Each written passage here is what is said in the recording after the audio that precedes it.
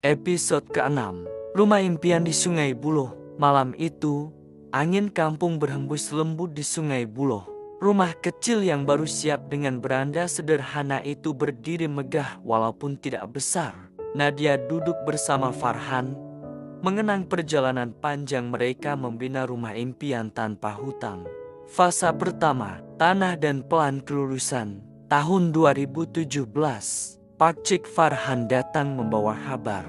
Farhan, ada tanah lelong di kampung Melayu Sungai Buloh. Lot kecil, 3.500 kaki persegi. Harga Rp95.000. Kalau kamu berminat, cepat bertindak. Farhan dan Nadia berpandangan.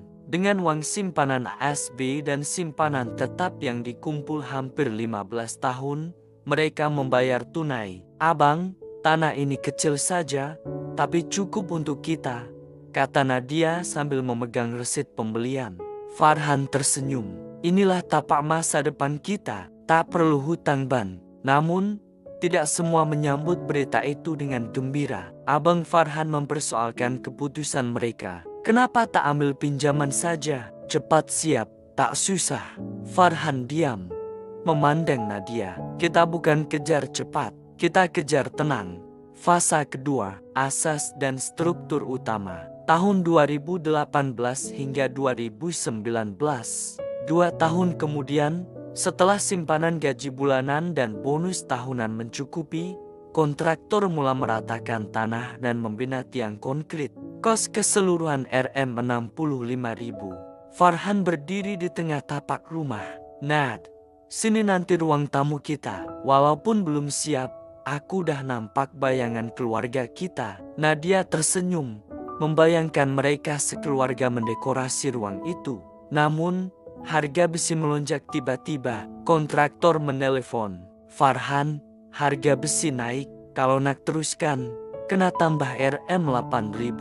Farhan termenung di pejabat. Nad, kita kena korbankan percutian keluarga tahun ini. Duit bonus tuh kita guna untuk rumah. Nadia mengangguk perlahan.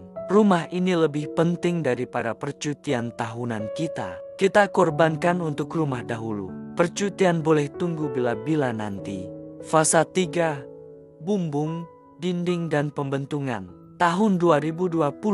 Dengan pulangan ASB tahunan dan simpanan tambahan selama setahun, mereka membayar Rp55.000 untuk bumbung genting, dinding bata, tingkap asas, dan sistem pembentungan modern. Namun, kontraktor asal lambat menyiapkan struktur. Kerja tergendala hampir 6 bulan. Farhan berdiri di tapak rumah yang sunyi, janji siap bulan lepas. Tapi tiang pun belum naik. Nadia coba menenangkan. Mungkin kita kena cari tukang lain. Kita tak boleh tunggu lagi jika tidak nanti terbengkalai.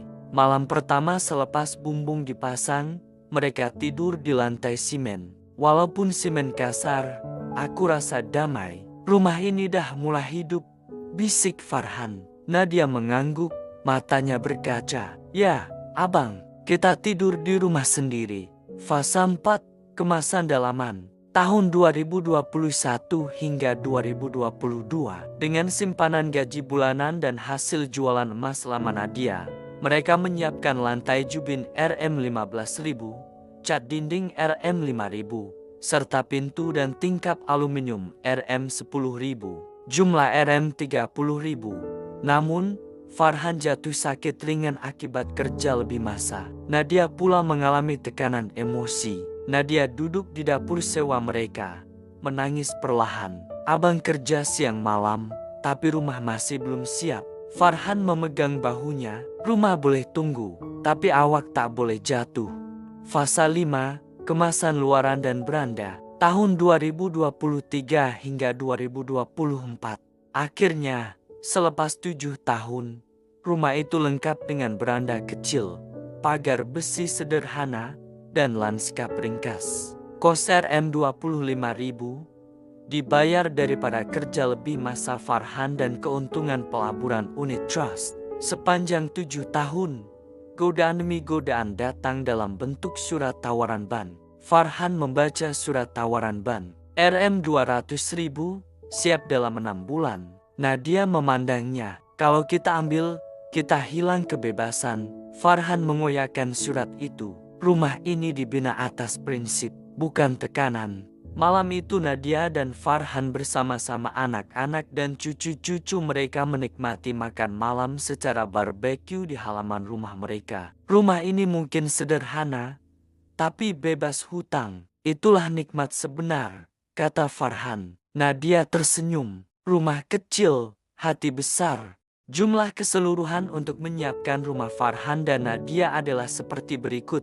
Rm95.000 tambah Rm65.000 tambah Rm55.000 tambah Rm30.000 tambah Rm25.000 Rm270.000. Semuanya dibayar tunai secara berperingkat selama 7 tahun dari tahun 2017 hingga ke tahun 2024. Walaupun jumlah akhir lebih tinggi daripada anggaran awal, mereka tetap bersyukur karena tiada hutang ban.